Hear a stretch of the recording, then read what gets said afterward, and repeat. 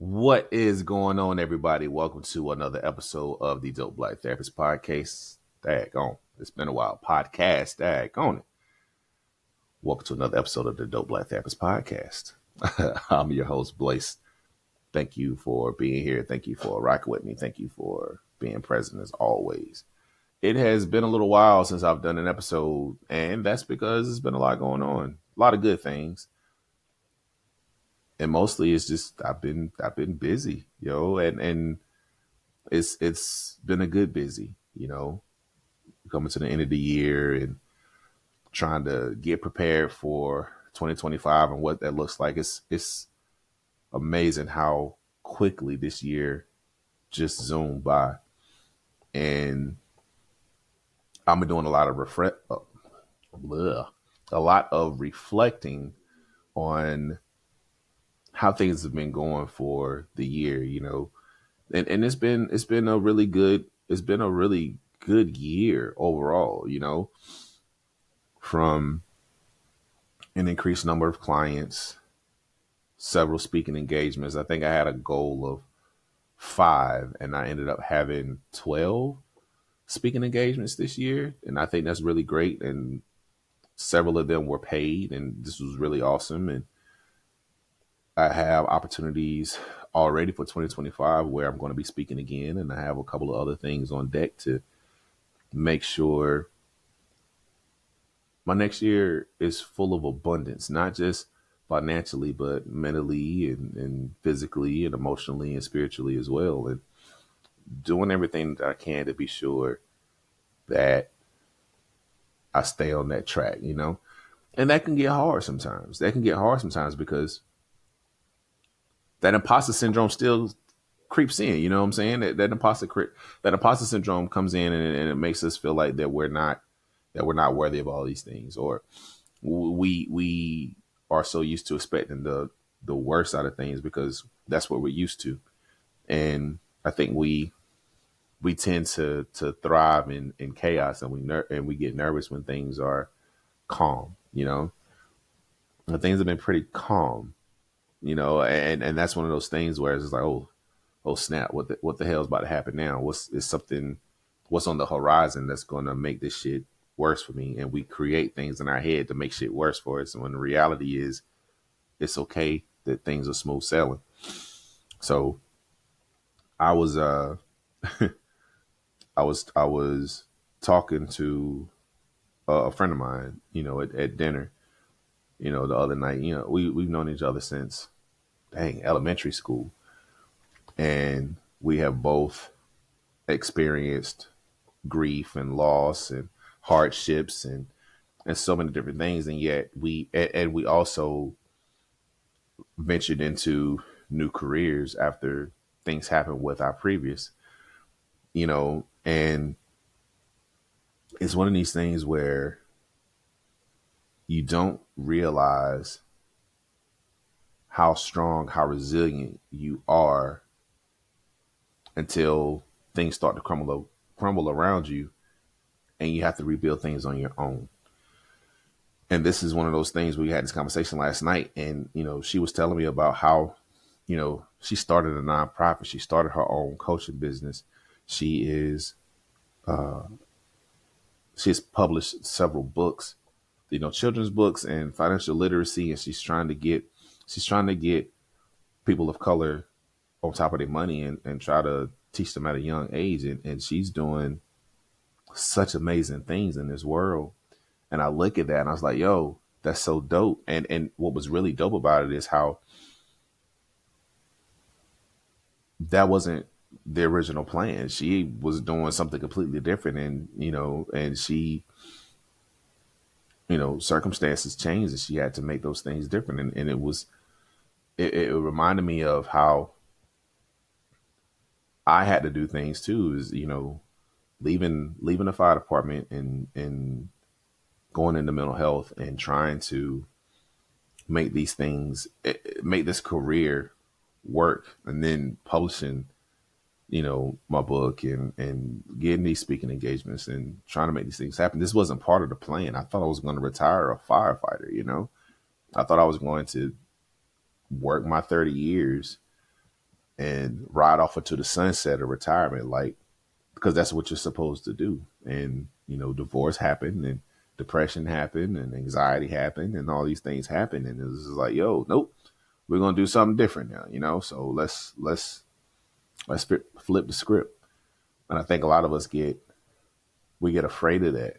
you know, Let me just stay on this one path, and that's fine if that's the path that works for you. But if sometimes you got to go take that fork and take a different route. So anyway, it's been a good year.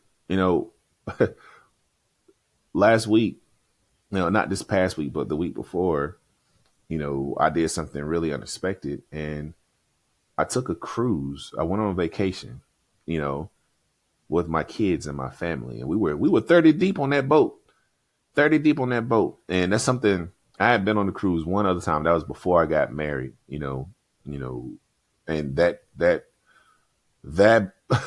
that first cruise was not very fun. It was designed for older folk, and we were in our 20s at the time, and it wasn't it. But this time we went on Carnival, and we had a daggone ball, and one of the things that was really difficult for me was giving my kids freedom and letting the restraints off a little bit. My son's 13. I wanted him to have fun. I wanted him to be responsible. My daughter's, she's 10. However, when they went out, they were always looking out for each other, and they were looking out for their younger cousins, and they were responsible. My son had the wherewithal to see if there were other teens who were acting up and acting out. He's like, nope, I gotta go, and he left. And turns out those kids he was hanging out with actually got into trouble on the boat later. And that's one of those things that goes to show that his mom and I are instilling some values and some morals in him, where he knows how to act when he goes out in public.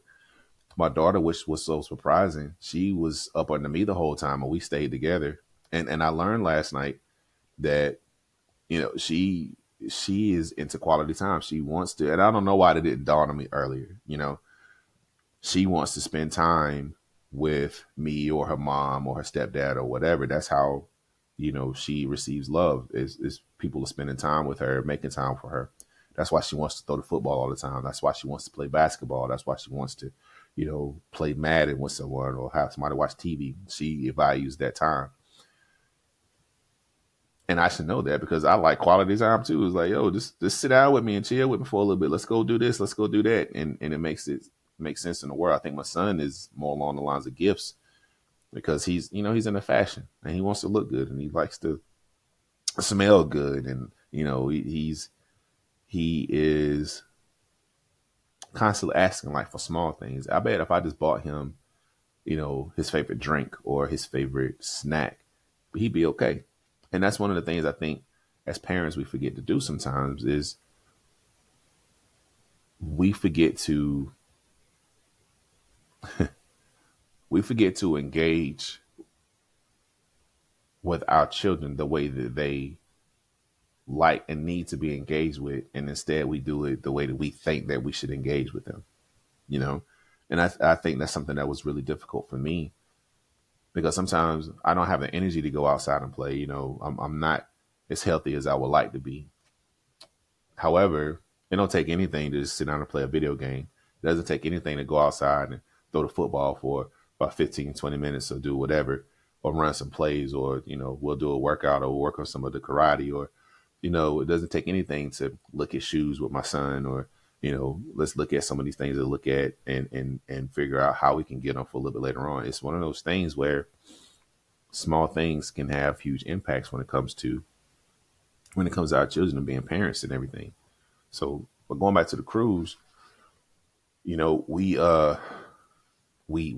sang and we danced and we ate and we explored, and it was such a vibe out there. It was such a vibe being on that boat.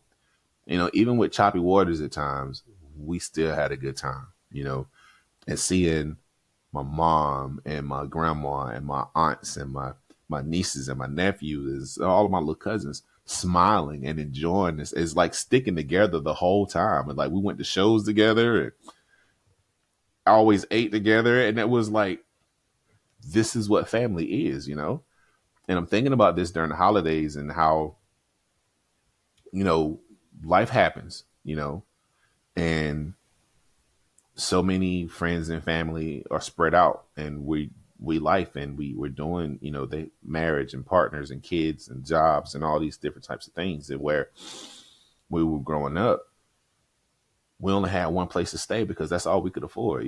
We had a big White House, and now we don't have a big White House for everybody to show up and to have Sunday dinners and to do those things. And now we are making this time for us to get together and spend time together and learn more about each other and do these things. And I think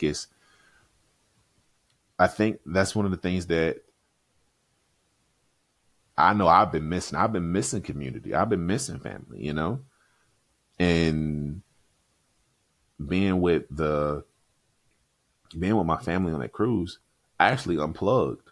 I didn't have access to any internet. I didn't do any work. And that's the first time in forever that I've done that, because I'm always thinking about, oh, what I got to do now, what I would need to do now, what's next on the agenda. And, how many of us get lost in that, We're always trying to plan for the next thing, and we never allow ourselves to unplug. We never allow ourselves to relax. That's what vacation is for, to relax, to not focus on different types of things, to not focus on what the next thing is, but just to actually be damn, I can't talk today, y'all. I'm sorry. To be present and in the moment and enjoying what it is that you're doing at the time, and I'm proud of myself for allowing myself to do that. I think it was one of those things that was extremely necessary for me. And I'm looking forward to doing more and more of that for next year. So, so what's coming up? What's next? What's next? There is a Black Mental Health Conference going on January 31st and February 1st. It's going to be here in Durham, North Carolina at the Durham Convention Center. You can go to, I believe the website is www.thebmhconference.com. And let me double check. I'll put it in the show notes for sure, so you can actually click on the link. And I'm actually going to be presenting at that one. And I'm going to be, I think, with a list of 12 other professionals, mental health professionals. For those who are clinicians in North Carolina, you can get some credits for actually attending. So come on out there. And we're going to be presenting both days. So you have the opportunity to see presentations that you might miss on the first day. So that's a really, really dope experience. And then there is a summit in Edinburgh, Scotland that's happening in July. And I also post a link for that one if you want to register for that as well. I think it's a really great opportunity for businesses, for people who are entrepreneurs, people who are therapists, people who are social workers, just to gain this experience and just to see what it is like to travel and to network and be around other like-minded individuals who can help you grow and thrive and that much more. So I'm excited about being a part of that experience as well and speaking there. So a couple of other things that I'm planning.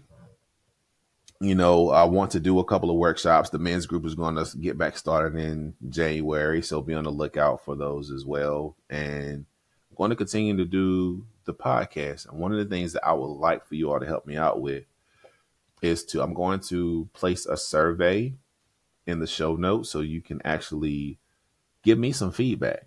What are we doing well over here? What do you like to see more of? Are these long enough? Do they need to be longer? Do you want guests? What type of guests do you want? What is it that we can do to make this experience better for you? And I think that's one of the things that I want to go into 2025 being better in all areas, and I want to be able to, I'm building and growing this brand, and I want it to be successful. And I think right now, in my opinion, it is successful. You know, we still have people listening. You know, the group is still going, people still attending.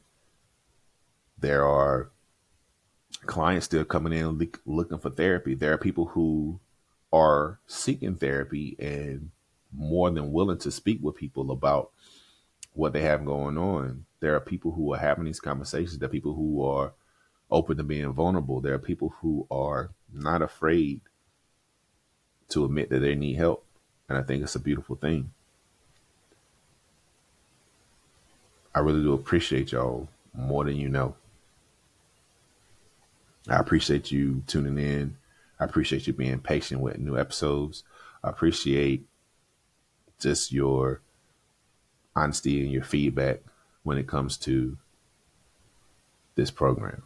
So if you celebrate the holidays, enjoy them. I know there's several different holidays going on. It's not just Christmas, but we got Hanukkah and Kwanzaa as well. So whatever you celebrate, I hope you enjoy it. Happy holidays. If you don't celebrate, that's cool too. I hope you enjoy your time for yourself. I hope you enjoy your time with your family. I hope you enjoy doing whatever it is that you do. I appreciate y'all, man. I love y'all, man. And keep it up, okay? Because y'all are loved. You're valued. And you're dope as hell. See you next year. Peace.